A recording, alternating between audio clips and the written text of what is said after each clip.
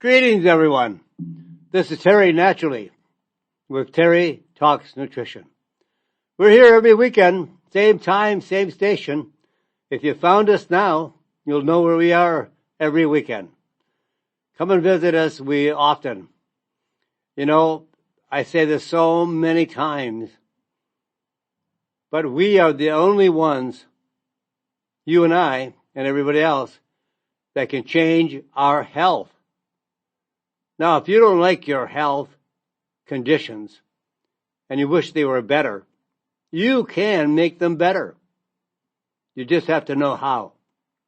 And that's why if you come here and listen to the show, we're going to bring you ideas on how you can have better health as you get older.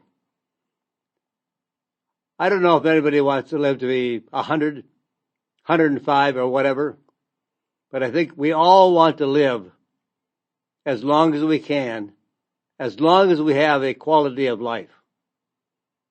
Getting old and frail and just falling apart is not what life should be. Life should be an adventure filled with happiness, joy, love, and doing all the things you want to do once that you may have retired, once you have some freedom. You can travel, you can do things that you never could have done before. And you don't want to be in a shape that gets you exhausted, tired, grumpy, moody. You want to be filled with life, vitality, feeling fantastic. You want to be the way you think you should be as you get older. And you see older people and you say, I don't want to be like that. Nor do I. So now we have to start being as healthy as we possibly can, as early as we can. It's easier to maintain a healthy life when we start with a time when we have a healthy life. Not when we're all, we're moody and crabby and exhausted and tired and, we have all the immune problems. We have cold and flu. We want to be healthy. And 98% of all health conditions are by our choices. Isn't that amazing? We choose our health. No one else does. We don't get sick and not know why. We get sick and we know why. We have a weakened immune system, a compromised immune system, underactive immune system. We're unhealthy, but we are bringing that on to ourselves by the choices we make of how we live. Our lifestyle choices prove that we can be healthy or we can be unhealthy. Which would you like? So those are the choices we want to make. So we bring you ideas on how to maintain a healthy condition. Your doctor cannot make you healthy. Your doctor doesn't know how to keep themselves healthy. And drug companies don't care if you're healthy. In fact, their primary customers are sick. Sick people are a boon to the drug companies. That's where they make their money. Don't pay them. You can be well. I guarantee that if you change your life to a life of good, healthy foods, good proteins, healthy fats, fruits, vegetables, and low carbohydrates, no junk food, no soft drinks, and make yourself healthy, you'll have vitality. You never know what you'll feel like. You're going to feel so fantastic. Get rid of the sugar, the refined carbohydrates. And if you're going to eat carbohydrates, make sure they're whole carbohydrates, like sweet potatoes. Better than white potatoes. Much, much better than white potatoes. White potatoes is like eating a candy bar. The starch breaks down into sugar. All carbohydrates break down into sugar. Some do it very quickly, and that disturbs your blood sugar level. Eat those that have a slow release of the starch into sugar, like a sweet potato versus a white potato. And cut down on all the refined bread and pasta, all made out of refined flour. You want whole grain. But cut your carbs down as much as you possibly can. And then we're going to talk about a variety of topics today. We're going to talk about P, and that is capital P, capital E, capital A. P. Not green peas, not black-eyed peas, but P. And I'll tell you why. And how about the herb of the day? Rosemary. A closer look at triglycerides will be on our topic today. 2 studies on multiple sclerosis that will be interesting. And why should your bones have a high density? Why bone density matters as to the health of your bones. And the effects of unprocessed foods on your brain. New study on exercise and cancer risk. We have a lot more on the topic today. Probably much more than we'll ever get through today anyway. But we'll always save them for the next show. And we'll be here for a long, long time to come. You'll get smarter. The more you listen, you'll have much, much more information on health and nutrition by listening to this show than your doctor has. Believe me, your doctor gets about 3 hours out of all the time they spend in med school, 3 hours on health and nutrition. So after 4 or 5 shows here on Terry Talks Nutrition, you have more education, more knowledge than your doctor has on health and nutrition. Now, doctors have a tremendous benefit. They provide us with many other good skills. Unfortunately, they can't make us healthy. So there is a superhero molecule. A superhero molecule.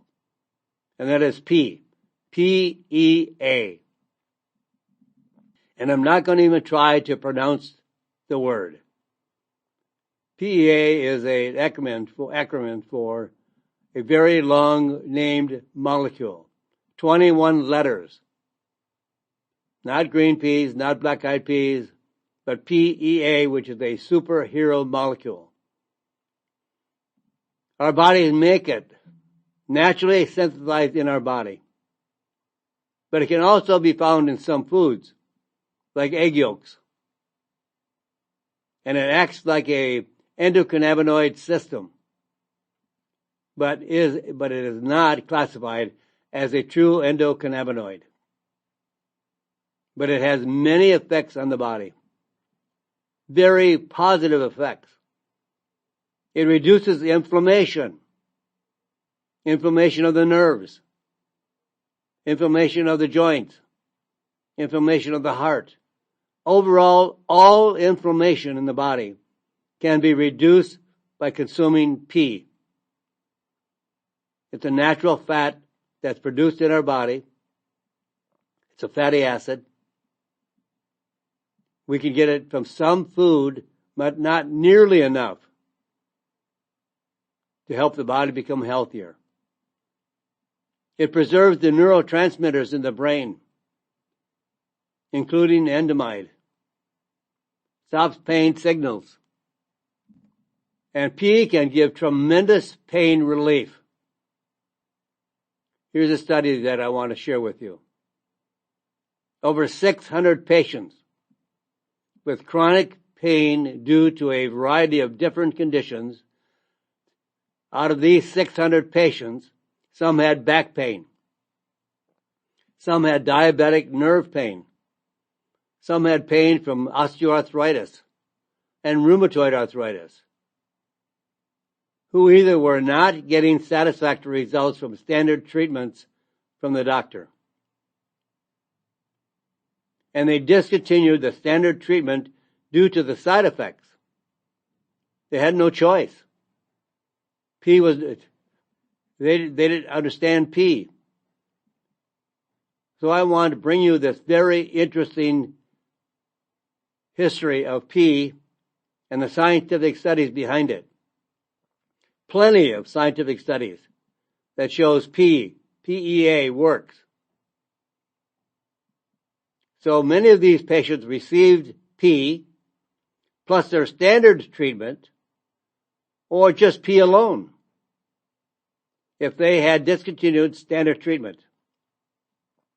Now the results, at least a 50% reduction in pain scores, no matter what pain condition the patient was experiencing. So if you say, well, yeah, I have pain, my pain is in joints. Oh, my pain is my back. Oh, my pain is my nerves. My pain is my feet. All kinds of pain. Don't worry about where your pain is. Using PEA gets rid of 50% of all pain, no matter what condition you are experiencing. And you can actually pair PEA with an enzyme from silkworms. This has been known in Japan since the 1950s.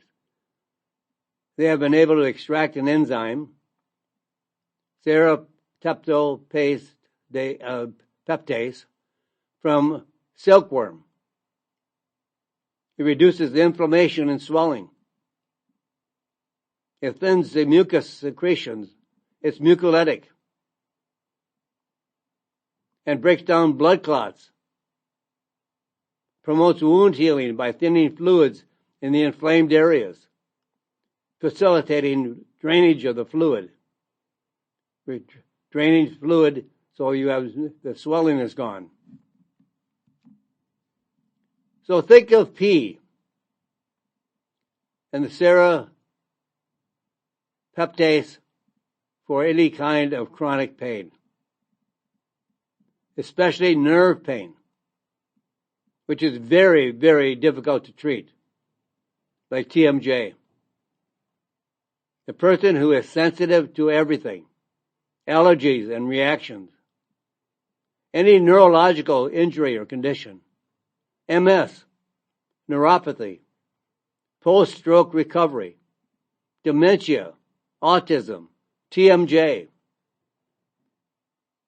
pain anywhere in the body, post-viral illnesses like Lyme disease, long COVID, fibromyalgia, mood disorders, depression, anxiety, fatty liver. Now the dosage. How much do you need? Well, first of all, it's very safe. It's rare to have any side effects. The dosages usually are 300 to 600 milligrams daily. And the best PEA you can find is combined with gamma-cyclodextrin that will boost the absorption of this molecule. And you can double that, like 600 to 1200 milligrams. Some have gone as high as 2400 milligrams from having long, chronic pain for years, maybe even decades. PEA works. This is brand new. And now we have doctors, alternative doctors, teaching other doctors on how to use PEA to reduce pain from a variety of conditions more effectively than drugs. This is a brand new discovery, brand new in the United States. It's been used for a long time in Europe, where they tend to have a better alternative process. So use PEA. Look for PEA with the enzyme. Make sure you get it with the enzyme and gamma-cyclodextrin. Now, kind of a little bit of switch, but here is the herb of the day. What does rosemary do? A very beautiful name. A lot of women and young girls are called rosemary, but this is the herb rosemary. And it's called the herb of remembrance. It's been used for centuries for remembering. And in a new study, recent new study, researchers found a compound from rosemary that improved memory. Thousands of years ago, the Romans would wear a rosemary wreath on their head because they believed that even the fragrance would improve memory. But in another study using an animal model of dementia, researchers found that the carcinoic acid from rosemary boosted memory. Test results returned to normal, increased brain cells, reduced inflammation, and reduced protein deposits in the brain associated with Alzheimer's disease. This very powerful carcinoic acid that's found in rosemary is a molecule found in the plant that increases brain cells. We once thought that when brain cells were dead, they were killed off for some reason, we have less brain cells. But now the new research shows that we can increase brain cells. We can reduce the inflammation that destroys brain cells. And we can reduce the protein deposits, the tau, which is a protein deposit that causes Alzheimer's disease. And in a previous clinical trial in older adults that average around 75 years of age, found that a single dose of rosemary extract improved the speed of memory and recall. And in a test of healthy adults under age 63, 2 weeks of use of rosemary and sage, another herb, both are used for memory recall. Both rosemary and sage extract improved memory and word recall. These are some powerful alternative medicines that drugs just don't do and have so many side effects you may not want to take the drug. There are no side effects to rosemary. And to preserve memory and mental function, take rosemary with sage, combined with curcumin and vitamin D3 daily. This is a wonderful formulation to preserve your memory and reverse your short-term memory loss. Can you bring it back? Absolutely. We can improve brain cells. We can increase brain cells. We can preserve our memory, our entire skills and memory, mental function. So take rosemary with sage, combined with curcumin, along with vitamin D3. Triglycerides. What are triglycerides? And what do they do for the body? Or what you may not want them to do for the body. So I'm saying we should take a closer look at triglycerides. Well, first of all, they're fats. Triglycerides are fats. Now, there are over 600 types of fat. Oh, can you believe that? 600 types of fat. And they're called lipids. Lipids, lipids. And these are all in your body. 600 different types of fat in your body.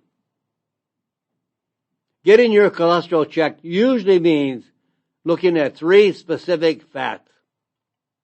Just 3. Low density cholesterol.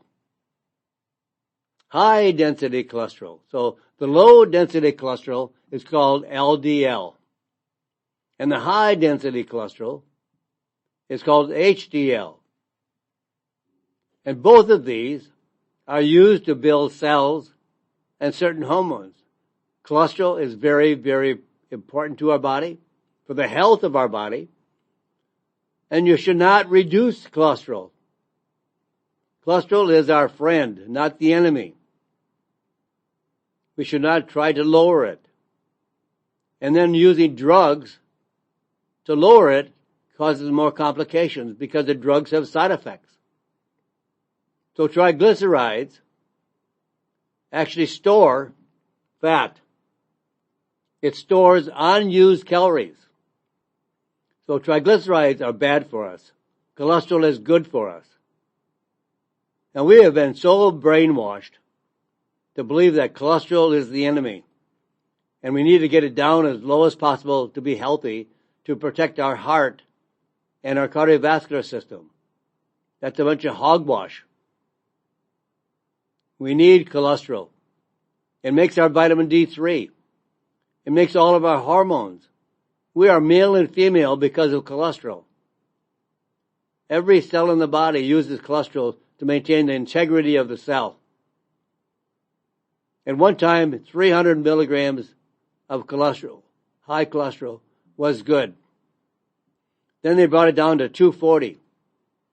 Then they brought it down to 220. Now the doctors want it under 200. The doctors have been brainwashed by the drug companies on flawed studies to think that we need less. But to the drug companies, as you drop it down from 300 to less than 200, you're just making a bigger population of people that would then require a prescription drug. They're increasing the margins, the revenue of a drug that already has $40 billion annually on the sale of statin drugs. Now, high triglyceride levels, good or bad? Well, they more strongly predict future health problems than does cholesterol levels, especially total cholesterol levels. There's a lot of difference between the fractions of cholesterol. Just because your cholesterol is 240 or 250 or 260, 280, there are fractions of cholesterol. And they may be absolutely healthy. Just because you have a high level, you want to know what the fractions are. The LDL, the HDL.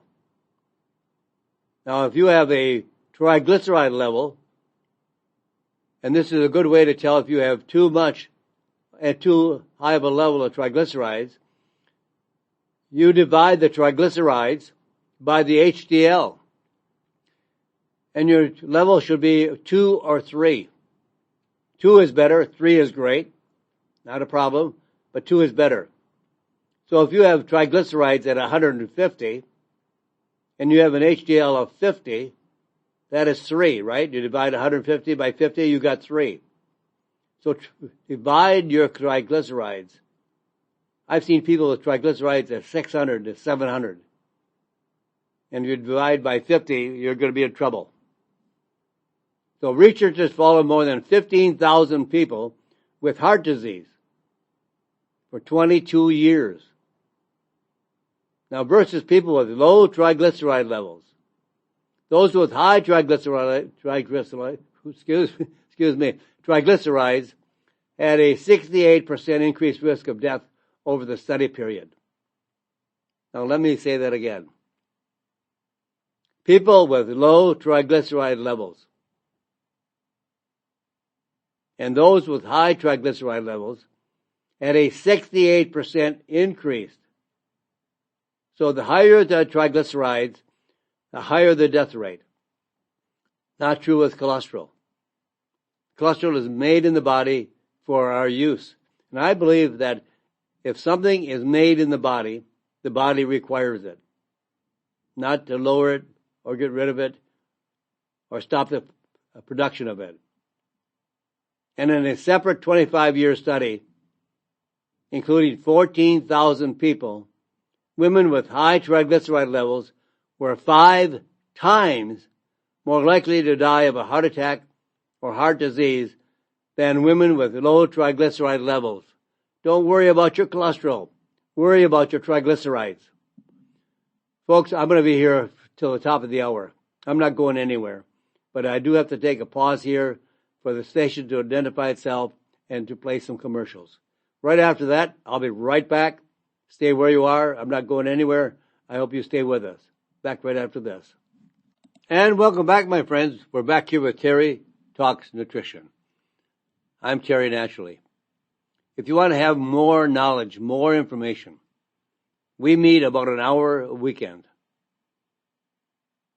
Not an hour is long enough. But you can go to my website, terrytalksnutrition.com. You can listen to the past radio shows that are archived on the website.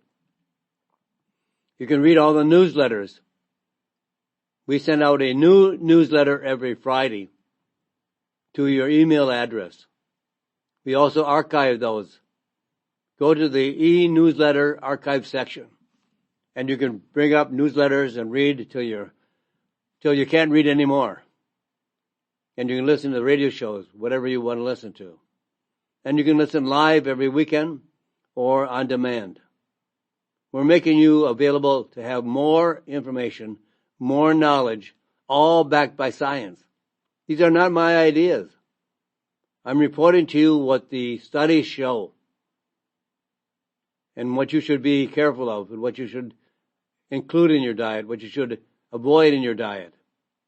We're trying to make more sense for you to be healthy. I don't like to have you take statin drugs. Now, if you decide between your doctor and yourself that's what you want to do, that's a freedom of choice. If that's what you want, go for it. But you have to realize there are many side effects to statin drugs. You should know that too. And decide whether or not is it best for you to lower your cholesterol with a drug? Or should you just not worry about your cholesterol levels and worry about your triglyceride levels? Well, that's what you learned here and how to make a decision. And all decisions are yours. Work with your doctor, decide what you want to do correctly. So why are triglycerides a problem? And what can be done about it? What can you do to lower your triglycerides? Well, first of all, high triglycerides, high levels of those triglycerides damage blood vessels. They harden the arteries. They cause plaque in the arteries. They dramatically increase the risk of heart attacks and strokes. They build up in the liver and can lead to fatty liver disease. They're associated with diabetes and metabolic syndrome. What reduces triglycerides? There are 2 herbs that can dramatically lower your triglycerides. But before I give you those 2 herbs, and actually they will lower triglycerides up to 24%, huge, and higher in some cases. But why do we make triglycerides in our body? It's a fat that we make in our bodies from carbohydrates and sugar. The more carbs you eat, the more sugar you eat, the more higher level of triglycerides will manufacture in your body. Now here's a study. And before I get to that, the 2 herbs you want to know about are berberine. B-E-R-B-E-R-I-N-E, berberine. And amla, or amla, A-M-L-A. Now some think that berberine is a natural alternative for Ozempic. It is not. But it has so many other quality values health-wise. that you should be taking berberine and possibly amla. You can take them together. And in a 3-month study of 32 patients taking berberine, their triglyceride levels were reduced by 35%. And in a study of 116 people with type 2 diabetes, berberine for 3 months, you've got to take it over time. You can't try a bottle.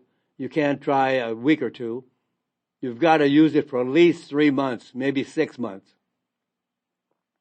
But it reduced triglycerides by 36%. It reduced A1C levels by 12%. And blood sugar levels by 20%. That's a high rate of return for your money and for 3 months of use of berberine.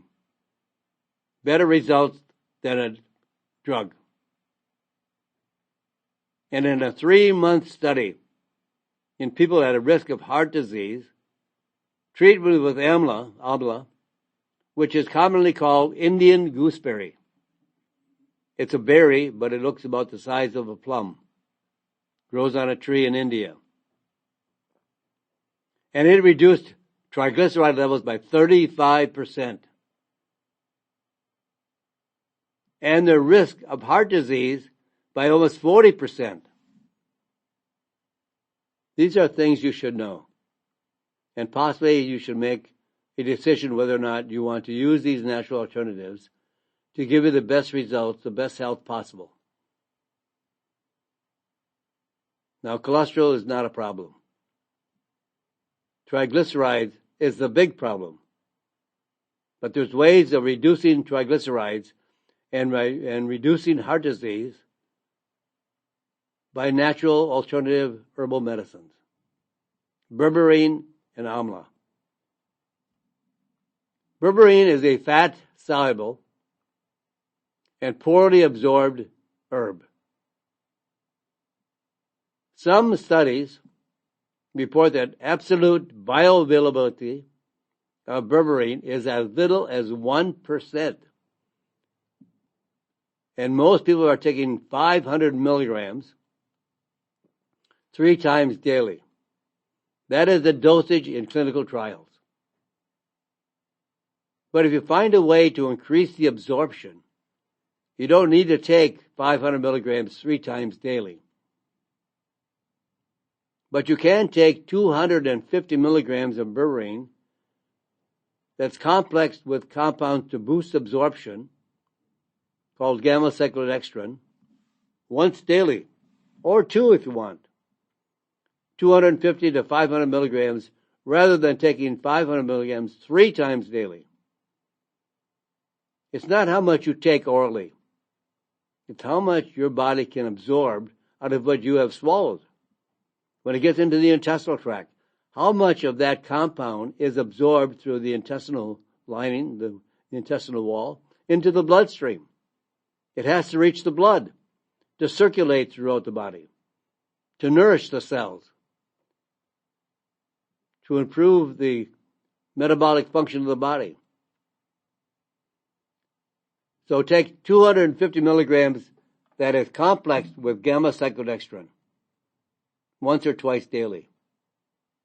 The dosage for amla is 1,000 milligrams daily, usually 500 milligrams twice a day. 500 in the morning, 500 at night. But take an extract that is standardized for at least 35% polyphenols. 35%. That gives you the highest dosage rate for lowering triglycerides and managing the numbers of cholesterol. You don't want to exactly lower cholesterol, because a high cholesterol number is not bad for you. If you have a very, very low HDL and a very, very high LDL, there's also ways to make sure that you manage those numbers correctly with amla. Women should have a cholesterol level that actually has the highest level, or I should say, the HDL should be at least over 50. Not the total number of cholesterol, but the HDL. Women should have over 50, and men should have over 40. Men should have 40 or more, not less, and women should have 50 or more. On a study of 24 women using AMLA, was able to make sure they had the highest level of HDL over 50, and for every 1% increase, it lowers your cardiovascular disease by 3%. So this is very high numbers to get you in the best shape possible. What did I just mention? Remember the 3-month study I talked about earlier? In people that have a high risk of heart disease? They don't know if they'll have a heart attack or a stroke or heart disease. But they were treated with AMLA, which reduced the triglyceride levels by 35%. And the risk of heart disease by almost 40%. This is the way you protect your health. You preserve your health. And you stay healthy. Now here are 2 studies on how to help MS, multiple sclerosis. Well, first of all, vitamin D. Vitamin D is a workhorse. Everybody, everywhere should be on vitamin D3. Not vitamin D2, which also is available, but vitamin D3, which is about 50% more effective than vitamin D2. Multiple sclerosis. It's an autoimmune disease involving damage to the central nervous system. Previous research has found that multiple sclerosis patients are much more likely to have a relapse in the late winter. And the reason for this, based on the late winter episode or relapse, is suggesting that vitamin D levels also play a role in the progression of this disease. We don't get enough vitamin D in the wintertime. You can't let it up to the sunshine to produce vitamin D3. And a new study in France looked at the effects of high-dose vitamin D3 treatment in patients with the first symptoms of MS. 288 participants were treated with 100,000 IU of vitamin D3 twice a month, or a placebo followed for 2 years. Now this is a very high dose. This was a clinical trial. I don't recommend that you take 100,000 twice a month. But I think somewhere between 5,000 and 10,000 to 20,000 international units of vitamin D3 should be used daily. I would recommend that you get a test done through your doctor or through a laboratory to find out what your vitamin D3 level really is. It should be in the area of 60 to 80 nanograms per deciliter of blood. And the results are the symptom progression occurred in about 7 months. So stay on it longer to get the best results. Now, 7 months versus the placebo group. But it took 14 months for the vitamin D3 group to experience additional symptoms. Take it for a long time. I would take it daily forever. That's my feelings. After looking at all the science, looking at all the studies, looking at all the results, it's evident that we need vitamin D3 daily. Because over time, caveman who didn't wear clothes or shirt, pants, skirt, blouse, whatever, the sunshine has to reach the skin. It can't do it through clothes. It can't do it through windows. You have to be outside. The vitamin D3 is produced. It's produced because the sunshine radiates on the cholesterol under the skin in the body. And the cholesterol turns into vitamin D3. So we don't have that opportunity very often to go outside, maybe half naked, for the sun to shine on our skin for at least 20 to 30 minutes daily to make vitamin D3. But that's what it takes. So when we can't do that, we take it orally. So vitamin D3 for MS, but for everyone else as well, because it has so many benefits. We need vitamin D3 all the time. And another molecule that is also so helpful for MS. Over 50% of people with MS experience sleep problems. Research has found that melatonin levels are lower in people with MS. And new randomized double-blind placebo-controlled studies of 30 people with MS experiencing sleep issues treated with melatonin 3 milligrams or a placebo for 3 weeks. And the results: melatonin treatment associated with increased amount of sleep, better sleep, longer sleep, more deeper sleep, less fatigue because they got a good night's sleep. We're tired through the day because we did not have a good, deep, sound sleep.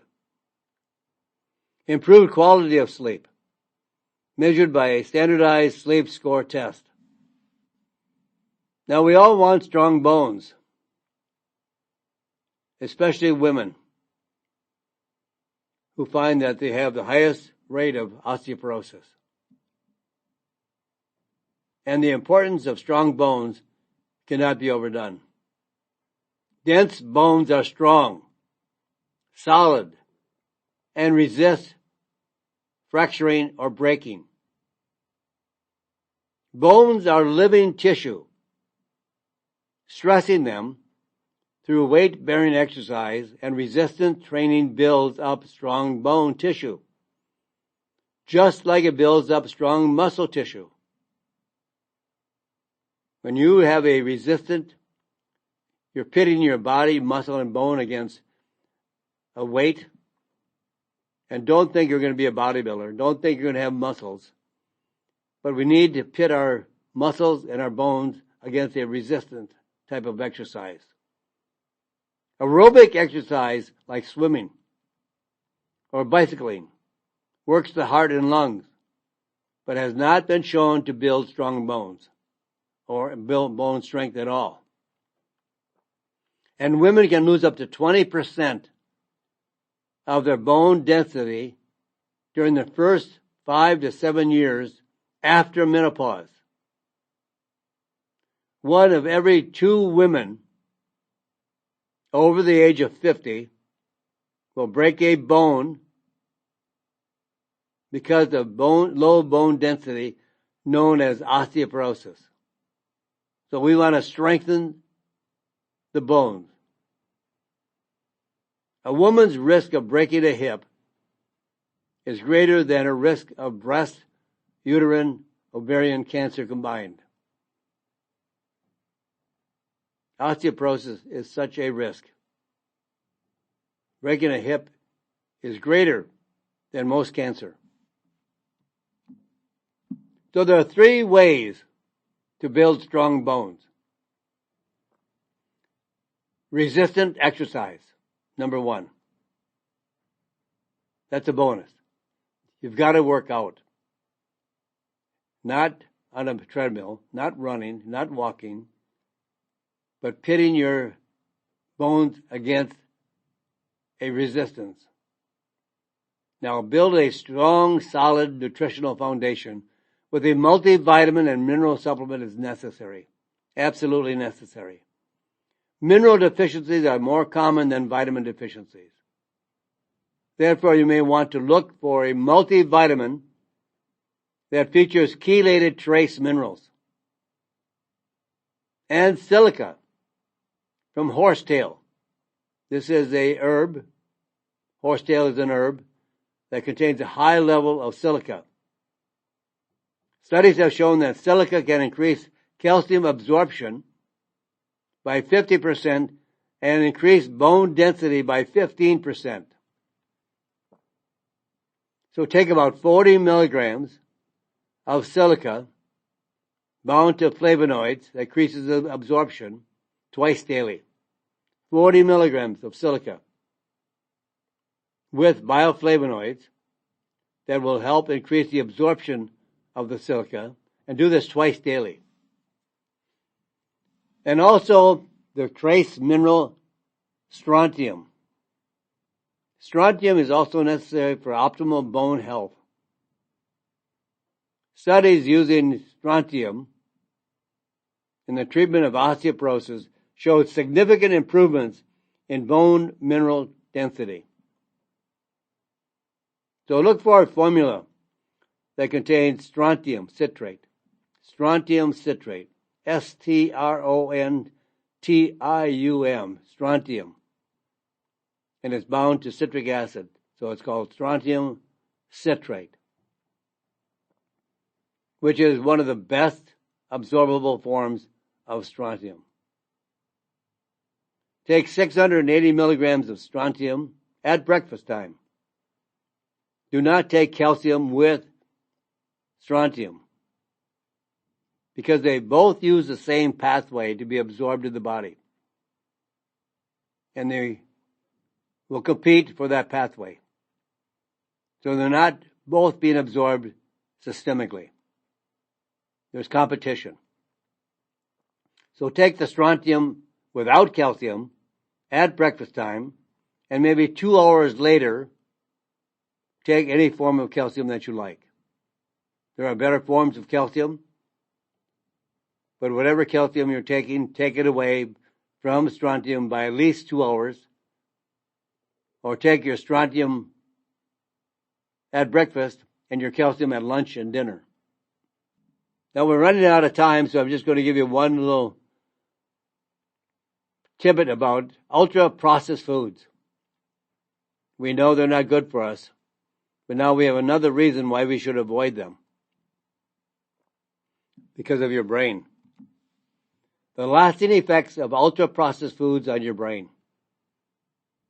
Insulin resistance means that cells don't respond to insulin, which carries sugar to the cells to be burned off through energy. So the sugar stays in the bloodstream, eventually ending up as the fat deposits, especially in the liver. When we have too much sugar in the body, and it can't be burned off as energy, it deposits it, and it stores it as fat, and stores most of it in the liver, plus your belly, and everywhere else. Now in a new study, researchers looked at the effects of eating ultra-processed foods on insulin resistance in the brain. For 5 days, otherwise healthy people ate an additional 1,500 calories from candy, chips, and other ultra-processed foods. And the result, brain scans showed that insulin resistance was increasing in the brains of the study participants. Although they didn't experience significant weight change, an increase in fat levels in the liver could also be detected. More fat in the liver. So that's why we have fatty liver disease.